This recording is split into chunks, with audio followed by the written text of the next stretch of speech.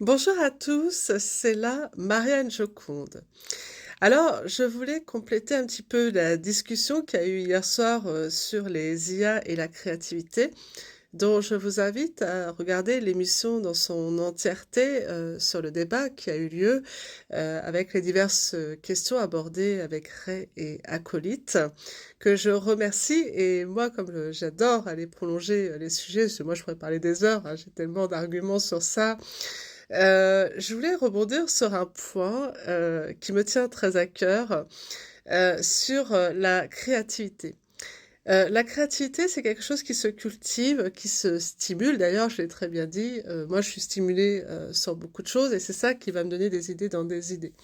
Et c'est vrai que j'ai émis l'hypothèse que peut-être que pour certaines personnes, ce qu'on appelle le syndrome de la feuille blanche peut aussi arriver. Et comme moi, je n'ai pas cette difficulté-là, donc j'essaie de supposer que des personnes peuvent avoir cette difficulté-là.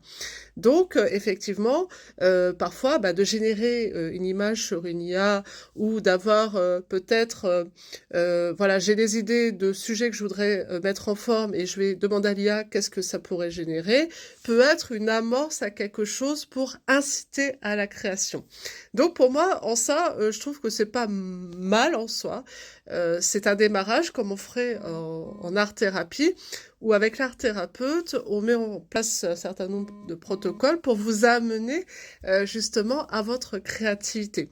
Donc c'est pas très différent dans un sens, surtout quand on est tout seul, on n'a pas toujours un art thérapeute à ses côtés, ni les moyens aussi, et ça il faut aussi l'entendre, pour pouvoir justement se libérer d'un certain nombre de choses, parce que la créativité, c'est aussi faire le point sur soi et libérer un certain nombre de choses, parce que voilà, c'est là, il faut que ça sorte. Et des fois, on ne sait pas toujours comment le faire ressortir, et ça peut être divers facteurs qui l'expliquent. Et moi, je l'explique entre autres avec les troubles neurodéveloppementaux, où parfois le verbal n'est pas présent. C'est pour ça que l'art-thérapie, pour moi, a été une solution que j'ai découvert par empirisme, où effectivement, en multipliant les médias, ça m'a permis d'associer des idées et de mettre des mots à des concepts dont jusqu'à présent j'avais du mal à mettre en forme, parce qu'il y a énormément d'idées, énormément de pensées à canaliser pour justement dire ce que j'ai à dire, ou aussi le faire comprendre au plus grand nombre. Parce que, comme je l'ai évoqué hier, les schémas de pensée de ce qu'on appelle cohérence, c'est une cohérence qui est pour moi normée dans un système qu'on a estimé être comme ça. Mais on a oublié pendant très longtemps d'intégrer les intelligences multiples, et donc ce qu'on appelle cohérence, c'est une cohérence neurotypique et pas forcément une cohérence neuroatypique. Et jusqu'à présent, les IA sont faites par rapport à des intelligences neurotypiques, puisque j'ai démontré à travers mon exemple que l'IA ne peut pas me traduire et ne pourra pas être fidèle à ce que je suis. Donc c'est là où c'est intéressant, ça veut dire qu'on ne peut pas remplacer l'humain, et même un neurotypique ne pourrait pas être copié à la perfection non plus, parce qu'il y aurait forcément beaucoup de choses qui seraient erronées. Et c'est là où je vais parler de légitimité. C'est vrai que je comprends quelqu'un qui n'a pas de difficulté ou qui a travaillé très dur pour arriver à un résultat, veut avoir le mérite de ce qu'il a fait, en se disant oui, mais attendez, l'autre il a pas fait ce que moi j'ai fait, donc c'est normal que moi j'ai le mérite, et lui il devra faire le même chemin que moi pour pouvoir avoir la même chose. Et ça s'entend, et je le comprends parfaitement pour quelqu'un qui veut que le travail soit au mérite, et aussi que le travail soit vraiment récompensé, parce qu'aujourd'hui c'est pas ça, c'est parfois juste une connerie sera vénérée, et quand vous avez fait des projets de ouf, plus personne n'en parle. Donc voilà, ça je le comprends, cette frustration, je vous assure, je la comprends parfaitement.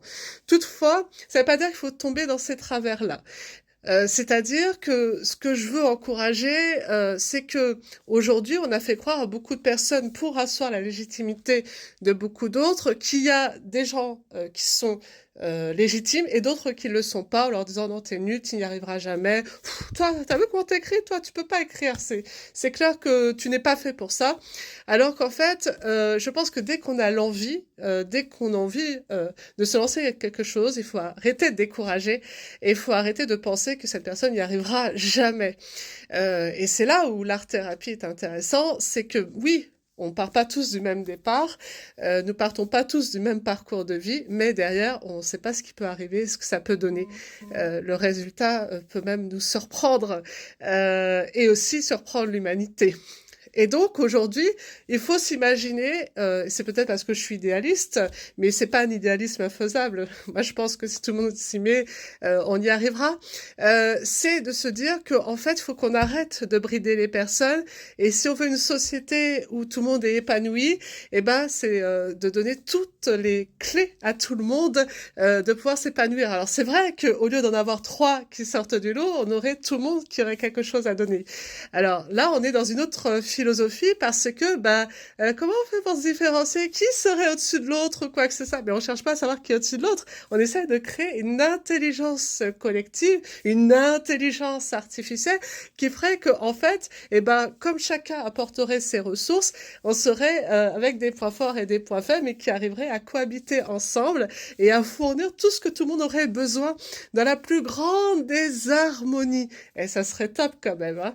Et donc, les intelligences artificielles, qui sont aussi une création, puisque c'est des personnes qui ont fait une conception d'un outil pour essayer de gagner du temps et de faciliter des choses, hein, ça a quand même un rôle de facilitateur, on peut pas dire que c'est un problème de créativité d'avoir utilisé ces outils-là et de les créer. Ce qu'on peut dire, c'est qu'effectivement, ça va aider pour pouvoir amorcer du travail.